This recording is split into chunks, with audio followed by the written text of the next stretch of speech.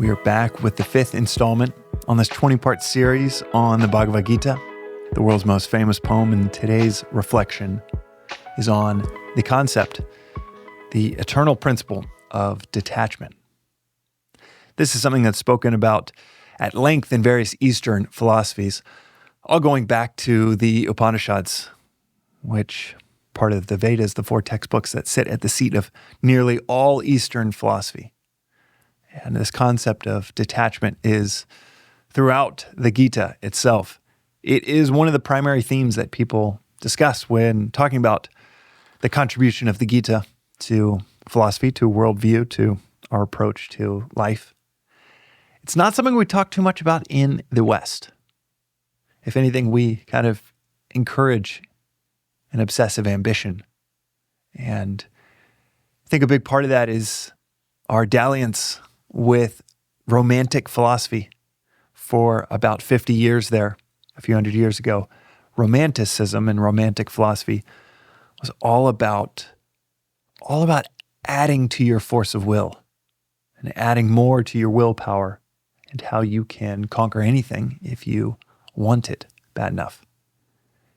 It was a strange philosophical detour that most academic philosophers, they left behind after about 50 years. Sadly, nearly every movie, TV show, book that becomes a bestseller in the West and now in the East today, and has been the case for the last 150, 200 years, are romantic in nature.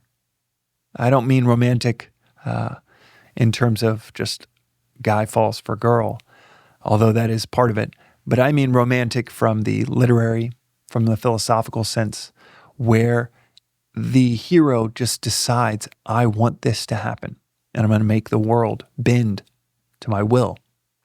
And if it doesn't, it's because I don't want it enough.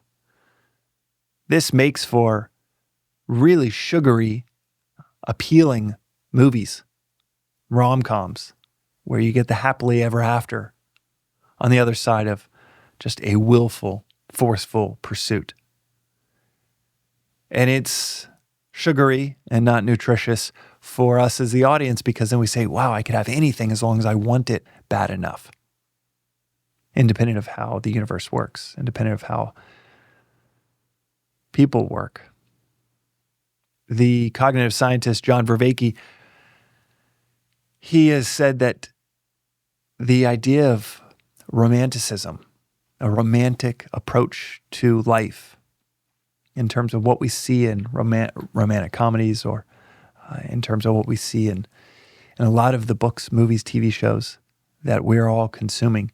He said, I would go so far as to say it is an evil in our time to believe that you can change the world just by how much you want to change it. He goes on to say that it is an evil because it completely takes out the other end of the equation, that the world should tell us what it wants of us, that there should be a collaboration between what we want and what the world wants. Instead, we're given all of these fluffy movies and narratives that tell us whatever you decide at 15, 17, 25 years old, 55 years old, whatever you decide, that's how the world should be, and you should essentially wrestle it into submission until it is that. And if it isn't what you want, it's because you're not wanting it enough. It's a really subtle point that he's making, that instead of us listening to the world, it's us talking to the world, telling the world. Detachment within the Vedantic lens, and I think the ubiquity of such a worldview in our society, in our culture, one that we don't even realize many of us subscribe to when we watch these movies and we think, when I find a spouse, it's going to satisfy me forever on every pillar of what provides meaning in life.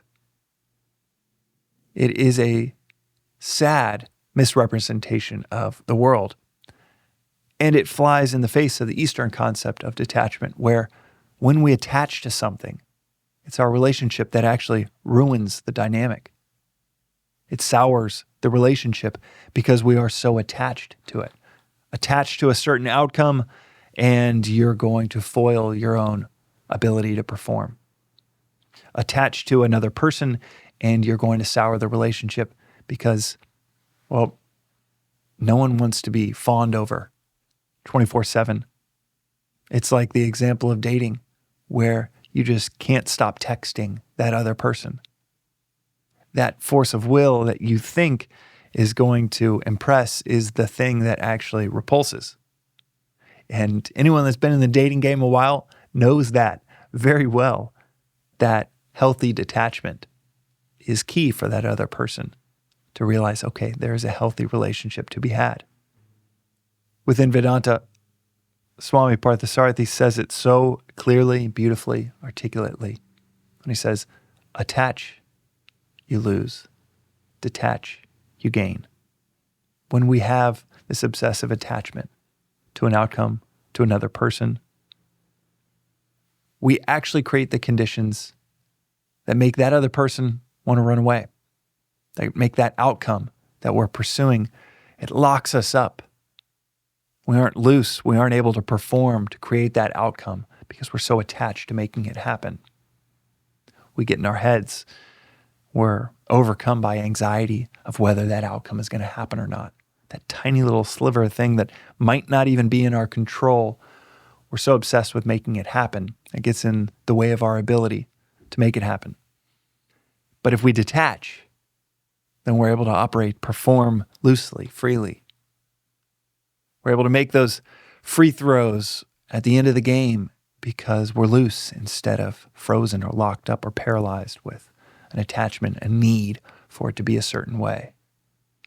Every surfer out there knows when you are so attached to getting a wave, maybe before you need to go back to your car and get to work, that it creates these conditions where you're locked up, you're frustrated, you're trying to make a good wave out of a bad one, and you can't force a good wave. Whereas the surfer that's loose, that's patient, it's not attached, sees a few coming that aren't quite right, sees the right one, rides it effortlessly. Gets wave of the day, as they say. That is actually how we get what we want, to have a healthy detachment, a dispassionate passion. You can have a desire for it to happen, but a healthy detachment, a dispassionate passion for making it happen is one of the key ingredients to bringing it about. Within the Gita, detachment is a major theme, as we've mentioned, but it's worth noting that detachment is not giving something up.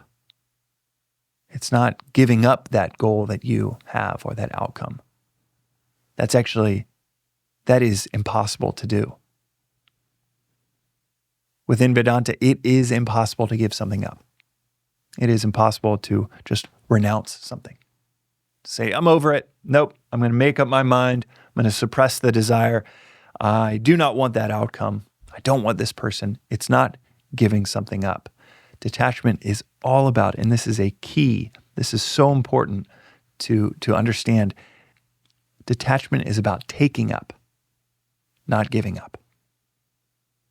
Taking up something higher, and the lower falls away. It's like that phrase, if you love something, let it go. If it comes back, it's meant to be.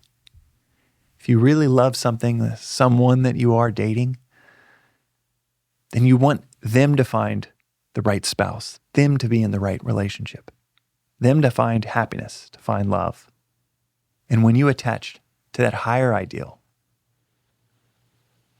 well, by design, you're going to be the right person that they're going to want to be with, that they're going to love.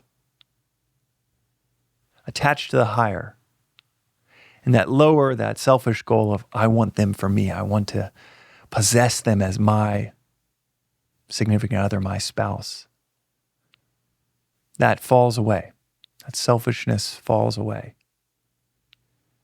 Attached to that higher, the lower falls away.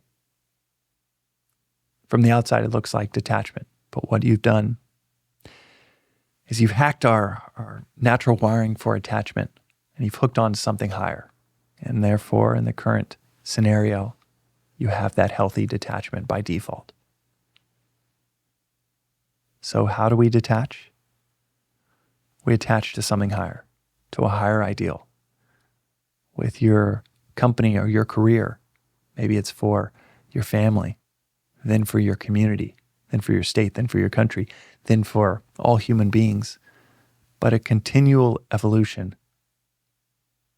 towards a higher and higher ideal has a default of detachment, healthy detachment built in to whatever you're doing. That is the concept of detachment within Vedanta and within the Bhagavad Gita. And in tomorrow's episode, we're going to dive into the nature of reality. This is the Daily Vedantic. We'll see you next time.